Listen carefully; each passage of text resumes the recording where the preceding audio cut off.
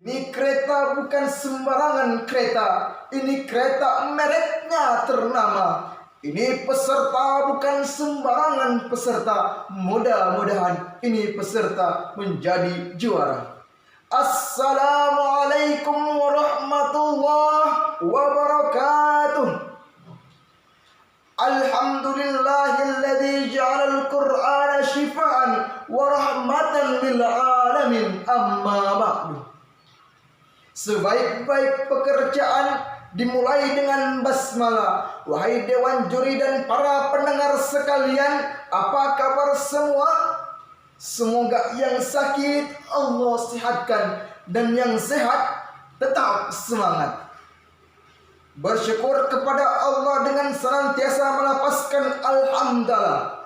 Berselawat kepada Rasulullah sallallahu alaihi wasallam dengan sama-sama melapaskan Allahumma salli wa sallim wa barik alaih. Ayyuhal jamaah, pada kesempatan kali ini saya akan membawakan sebuah ceramah yang berjudul Mari Menjadi Generasi Quran. Allah Subhanahu wa taala menurunkan Al-Quran tidak lain dan tidak bukan sebagai pedoman hidup dan petunjuk jalan yang benar kepada manusia, termasuk di dalamnya generasi-generasi muda. Usia muda adalah usia yang produktif dan energik, masa yang mana di dalamnya banyak dipenuhi dengan harapan dan cita-cita, sehingga banyak tokoh yang memberi harapan kepada anak-anak muda.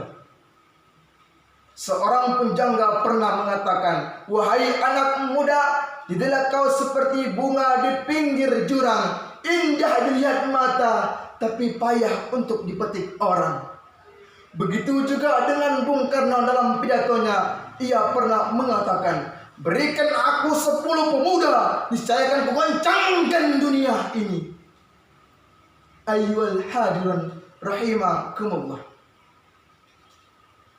Kemudian harapan tersebut diberikan kepada pemuda sebagai penerus dakwah dan berjihad fi sabilillah.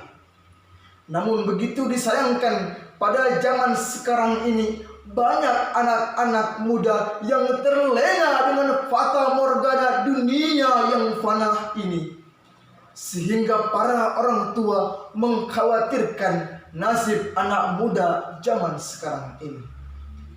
Ayyuhal hadirun rahimakumullah. Allah Subhanahu wa taala berfirman di dalam Al-Qur'an, tepatnya surah An-Nisa ayat 9 yang berbunyi, A'udzu billahi minasyaitonir rajim. Bismillahirrahmanirrahim. Wal yakhshal ladzina law taraku fi qalbihim dzurriyyatan di'afan khafu 'alaihim.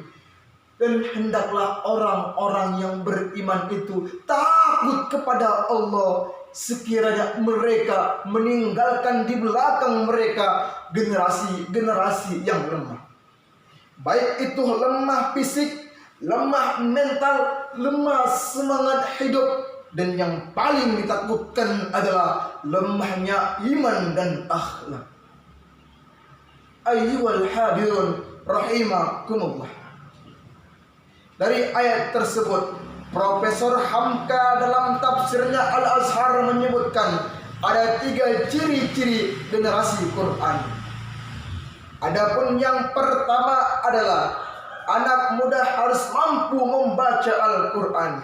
Wahai anak-anak muda sekarang ini, walaupun ketampananmu seperti artis film India, walaupun stylemu seperti artis film Korea, tapi haruslah kita mampu untuk mengkaji dan membaca Al-Quran. Ketika menemukan Ya Bani Israel, jangan sampai kita baca Ya Bani Israel, na'udzubillah, thumma na'udzubillahi min dzalik. Saya ada pantun nih. Jalan-jalan ke kota Sibolga, pergi piknik ke Pulau Poncan. Sungguh mantap wahai anak muda bila engkau pandai membaca Al-Quran. Subhanallah. Adapun yang kedua adalah anak muda haruslah akidahnya berpedoman kepada Al-Quran. Kadang-kadang anak muda zaman sekarang ini kecengesan. Bila sudah putus cinta, sikit-sikit jauh dari Allah, malah datang kepada dukun. Inilah penyebab akidah itu menjadi rusak. Intinya adalah satu, boleh zaman ini berubah, tetapi akidah kita tak boleh terubah. Boleh waktu ini bertukar, tetapi iman kita kepada Allah tak boleh tertukar. Adapun yang ketiga adalah akhlak anak muda harus menjadikan Al-Quran sebagai pedomannya. Aisyah radhiyallahu anha pernah berkata bahwasanya akhlak Rasul itu seperti Al-Quran. Bahwasanya di dalam kehidupan Rasul, dalam kehidupannya, nilai-nilai yang terkandung di dalam Al-Quran, seperti itulah Rasul di dalam kehidupannya. Kita sebagai umatnya Rasul harus mengikuti sikap dan perilaku Rasulullah Sallallahu Alaihi Wasallam seperti yang sudah Allah jelaskan di dalam Al-Quran. Ayyuhal hadirin rahimakumullah. Demikianlah yang dapat saya sampaikan.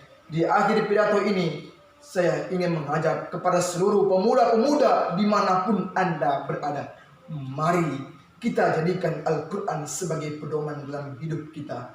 Niscaya kita akan menjadi orang yang bahagia, tidak hanya di dunia, tapi di akhir kelak. Dan juga kita harus menjadi pemuda yang baper, bawa perubahan untuk Indonesia yang lebih baik lagi.